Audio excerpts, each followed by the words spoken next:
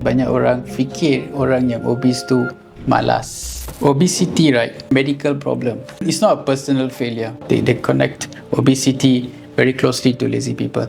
Actually, that's not entirely true. People who have obesity ni basically suffering from this penyakit. Dia adalah penyakit. Bila dia makan, badan dia tidak menggunakan the kalori. Dia banyak storing. Dia makan sikit pun dia store, banyak sikit pun dia store. Fat content dalam badan semakin meningkat. So, ini bukan salah patient tu. It's not their fault. It's just an illness. Dia penyakit. Kalau that individual is really malas, tidak buat apa-apa physical activity dan suka makan banyak, it will contribute kepada weight gain, definitely. Tetapi dia tidak bermaksud patient itu akan jadi sampai severe form of obesity, grade 3, super obese and so on. Ia adalah masalah metabolic. It's a penyakit yang harus dirawat.